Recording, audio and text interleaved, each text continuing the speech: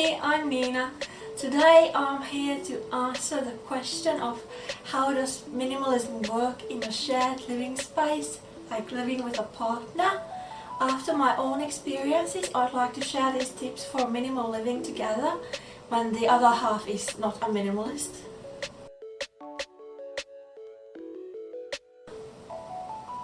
Five, find the right partner. Yeah, starting all the way from the beginning. So let's say you're interested in minimal living. What does it look like to you? And what would be your ideal lifestyle in a relationship? We tend to date people who are similar to us in some ways but different in others, and those differences like complement us. But I think it's good to share the most important values and goals together. But that does not mean getting caught up in a list of requirements for a partner. Finding a partner is not like shopping for a microwave.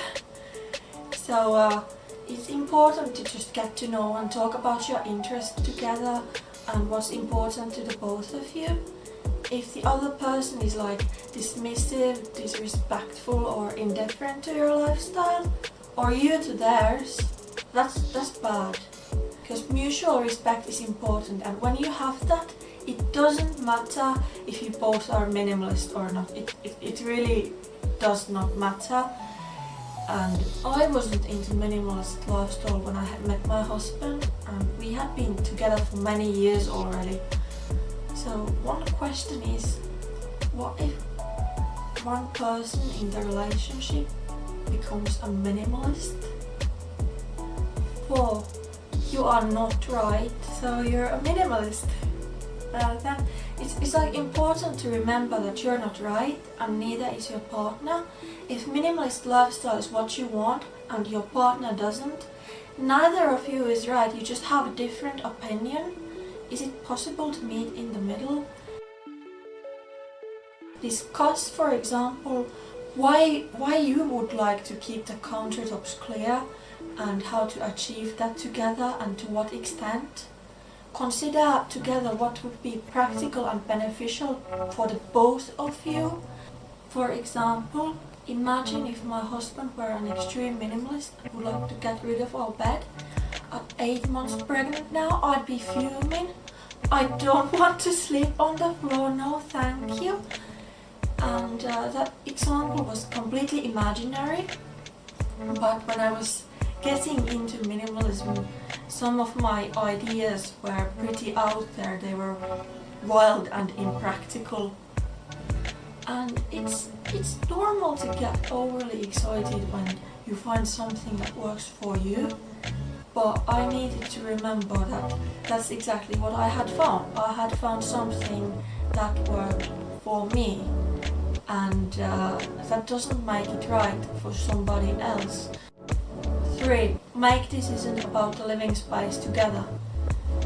The shared living space needs to feel like a home for both partners, and you can talk together what is important to you in the living space. When I envisioned my ideal life, my living space would be like neat and organized, everything had a place, and it would be easy to clean. Decide what goes in your shared living space together. If your partner is motivated, you could suggest decluttering together, or if not, then just don't worry about it and focus on your own stuff.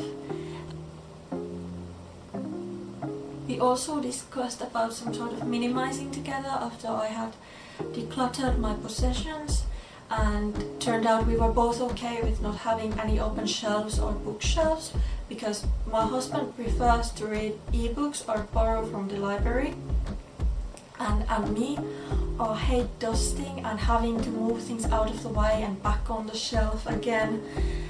Yeah. So we unceremoniously got rid of our bookshelf. We sold it. And the lack of a bookshelf and owning a huge TV probably make us look really stupid. But luckily we're introverted, so we don't get a lot of visitors. 2. Split household chores.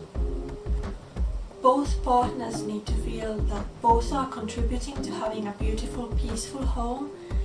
So it's important to find a way to split household chores in a way that both are happy. Like if you like different chores, try to split them in a way that both get to do their favorite chore. You will likely have a different standard on how to clean the kitchen or how to prepare a certain food and so on, but both partners need to let the other partner to do their chores their own way. It's the end result that matters after all. And if you have like a different standard of cleanliness, you can discuss a compromise and maybe just clean together, like for 10 minutes just put on music and clean together. You won't always do 50-50, there are ups and downs. Like for example, being tired from work, the situation can sometimes be 20-80 or 70-30. But if the situation is constantly unfair to either partner, I'd have a serious discussion about the reasons that are leading to it. 1. Dream together and fulfill those dreams. Minimalism for me is a tool, not the end result. So again, I'd like consider why is minimalism important to you, in a way that what does it enable you to do. For example, for me, minimalism is also about appreciating experiences over material objects and not buying or owning anything without a reason. And really, minimalism can be a tool also for focusing on and valuing the relationship. For example, what would you like to experience together as a couple, long term or short term?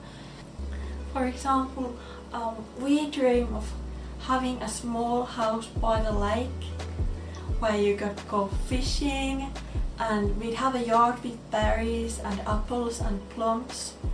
We'd also like to try a freefall simulator and have a road trip in Norway to see the mountains. But to remember that minimalism is also about being happy in the present moment and being happy with what I have. Every day I think of something I am grateful for in my life. Not to always go toward the next thing, but also be happy in the present moment. And that's it, we have reached the end. In the end, I just think that love and mutual respect are the most important things when you're living together with a partner. And when watching this video, did you agree with these points, or do you have something to add? And I'd also like to hear if you are a minimalist, living with a non-minimalist partner, what challenges you might have faced.